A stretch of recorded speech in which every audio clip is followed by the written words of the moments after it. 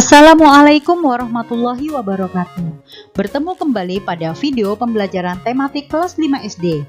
Pada video kali ini kita akan membahas materi yang berkaitan dengan tema 6, subtema 1, pembelajaran 2. Adapun materi hari ini adalah yang pertama, membuat ringkasan dan kesimpulan dari teks eksplanasi. Kemudian yang kedua, menjelaskan pengaruh kalor terhadap benda. Dan yang ketiga, mengenal tangga nada pentatonis. Baiklah, marilah kita mulai membahas materi ini satu persatu. Membuat ringkasan dan kesimpulan teks eksplanasi. Sebelumnya kalian telah mempelajari cara-cara untuk memahami teks eksplanasi seperti mencari kata-kata kunci dan menjawab pertanyaan berkaitan dengan teks. Nah, selanjutnya kalian akan dapat membuat ringkasan dan kesimpulan dari teks eksplanasi. Berikut adalah hal-hal yang perlu diperhatikan dalam membuat ringkasan. Yang pertama yang perlu kalian lakukan adalah membaca teks dengan seksama. Setelah kalian membaca teks, kita berlanjut kepada langkah kedua. Langkah kedua adalah catatlah gagasan utama dari setiap paragraf. Setelah kalian mencatat, maka langkah ketiga adalah ubahlah gagasan utama menjadi kalimat efektif dengan bahasamu sendiri. Kemudian yang keempat, setelah itu rangkailah kalimat-kalimat tersebut sehingga menjadi paragraf yang padu dan mudah dipahami. Kemudian yang terakhir, pastikan kalian menggunakan kosakata baku dan ejaan yang sesuai dengan pedoman umum ejaan bahasa Indonesia.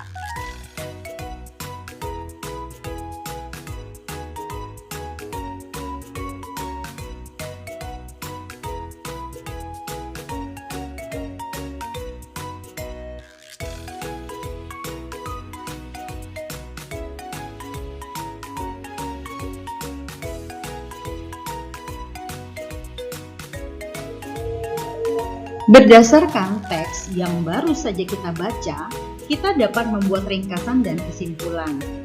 Nah, dalam proses pembaca tadi, kita dapat menentukan kata-kata kunci. Setelah kita menentukan kata kunci, kita membuat ringkasan. Ringkasannya adalah, suhu adalah ukuran panas atau dinginnya suatu benda. Setiap benda atau ruangan dapat diukur suhunya menggunakan termometer. Ada banyak satuan ukuran untuk mengukur suhu, yaitu Celcius, Reaumur, Fahrenheit, dan Kelvin. Setelah membuat ringkasan, kalian dapat membuat kesimpulan. Kesimpulan merupakan pendapat terakhir yang mengandung informasi berdasarkan uraian sebelumnya. Kesimpulan dibuat agar informasi yang diperoleh dapat mudah dimengerti. Nah, dari teks itu kita dapat membuat kesimpulan, yaitu jadi panas atau dinginnya suatu benda dinamakan suhu. Suhu dapat diukur menggunakan alat bernama termometer. Ada berbagai macam satuan ukuran termometer yang biasanya digunakan untuk kehidupan sehari-hari. Tetapi satuan yang umum digunakan adalah Celcius.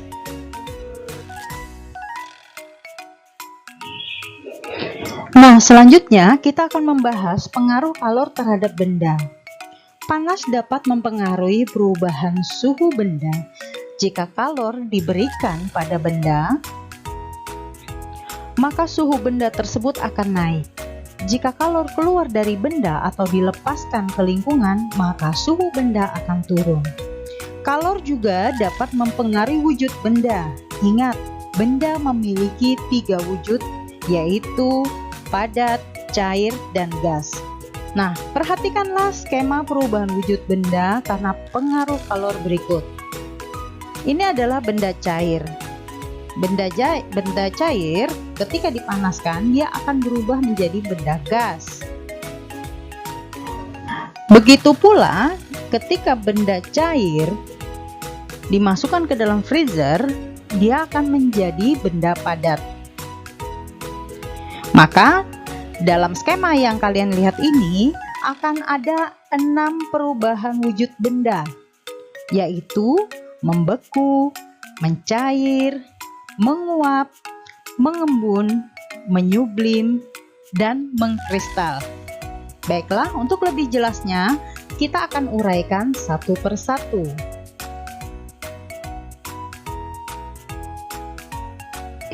Perubahan wujud pertama adalah membeku. Membeku merupakan perubahan wujud dari benda cair menjadi benda padat. Contohnya adalah air yang disimpan di freezer akan membeku, lilin cair yang mengeras, dan larutan agar-agar yang mengeras. Perubahan wujud yang kedua adalah mencair. Mencair merupakan perubahan wujud dari benda padat menjadi benda cair. Contohnya adalah lilin yang dipanaskan atau es krim yang didiamkan di tempat terbuka, lama-kelamaan dia akan meleleh. Kemudian contoh berikutnya adalah mentega yang dipanaskan. Bahkan ada yang lebih ekstrim, yaitu mencairnya lapisan gunung es pada kutub utara maupun selatan akibat adanya global warming. Perubahan wujud yang ketiga adalah menguap. Menguap merupakan perubahan wujud dari benda cair menjadi benda gas. Contohnya adalah air yang direbus dan dibiarkan lama-kelamaan akan habis, atau parfum yang disemprotkan ke ruangan lama-kelamaan akan habis menguap. Dan berikutnya adalah air yang menguap ketika dijemur di bawah sinar matahari. Ketika kita menjemur kain basah, lama-kelamaan dia akan menjadi kering.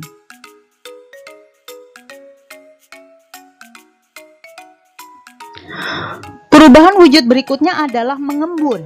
Mengembun merupakan perubahan wujud dari benda gas menjadi benda cair.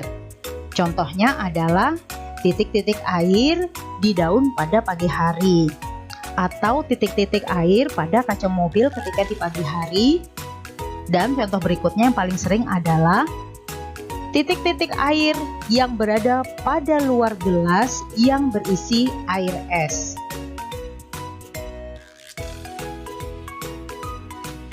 Perubahan wujud yang kelima adalah menyublim. Apa itu menyublim? Menyublim merupakan perubahan wujud benda dari benda padat menjadi benda gas. Contohnya adalah kapur barus yang disimpan di lemari, atau kapur barus yang diletakkan pada tempat terbuka, lama-kelamaan akan habis.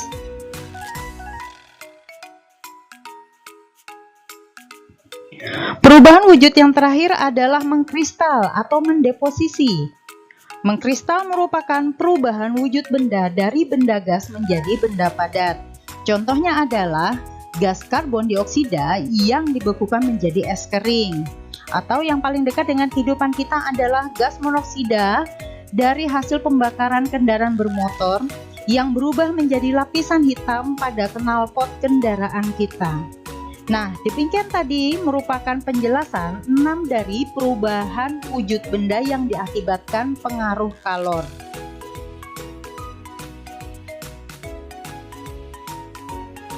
Selanjutnya, kita akan membahas mengenai tangga nada pentatonis. Masih ingatkan kalian tentang materi tangga nada? Tangga nada adalah nada-nada yang disusun secara berurutan dari nada paling rendah hingga nada paling tinggi. Nada-nada tersebut ditulis dengan simbol. Simbol inilah yang dinamakan dengan notasi atau not. Notasi adalah sistem penulisan nada yang dapat berupa angka, huruf, atau lambang not balok yang menunjukkan urutan nada.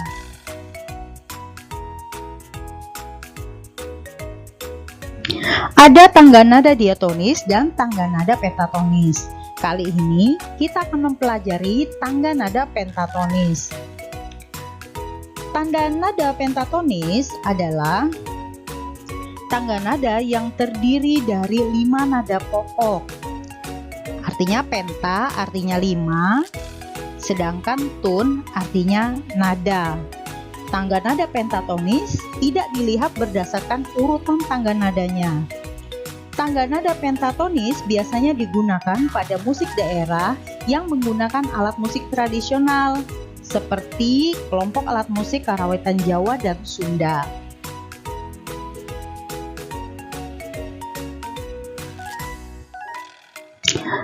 Tangga nada pentatonis. Tangga nada pentatonis terbagi dua, yaitu slendro dan pelok. Slendro atau kadangkala dieja sebagai salendro adalah satu di antara dua skala dari gamelan musik. Skala ini lebih mudah untuk dimengerti daripada pelok ataupun skala yang lain, karena secara mendasar hanya ada 5 nada dekat yang berjarak hampir sama dalam satu oktav.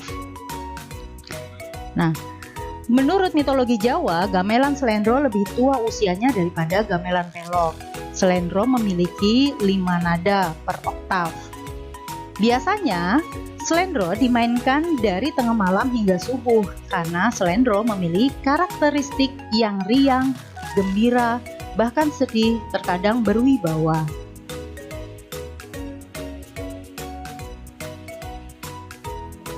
Berikutnya adalah tangga nada pelok. Apa itu tangga nada pelok? Laras pelok yang lengkap memiliki 7 nada yang berbeda. Suatu rangkaian dari 6 interval keempat. Tapi biasanya suatu komposisi akan ditulis dalam 5 nada. Karakter laras pelok adalah renyah, fleksibel, dan bikin penasaran. Itulah sebabnya laras pelok biasanya dimainkan dari pukul 20 hingga tengah malam. Laras pelok mirip dengan nada pentatonis do re mi fa sol la si.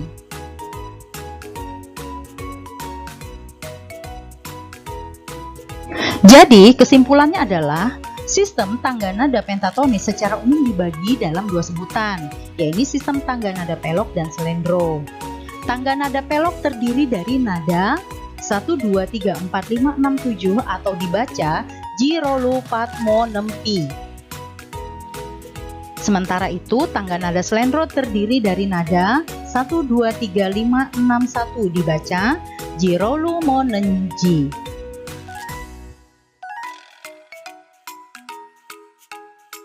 Setelah kalian menyimak materi tadi, maka kalian harus mengerjakan latihan untuk mengukur pemahaman kalian terhadap materi yang baru saja dibahas. Sebagai tugas 1, kalian diminta untuk membaca teks, kemudian menuliskan kesimpulan pada teks tersebut.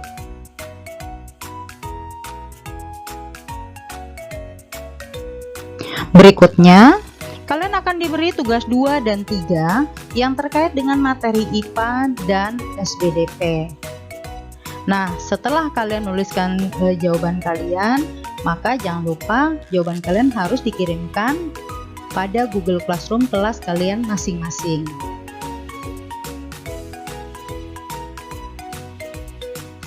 Terima kasih sudah menyaksikan video pembelajaran kali ini. Semoga bermanfaat. Bertemu kembali pada video pembelajaran berikutnya. Wassalamualaikum warahmatullahi wabarakatuh.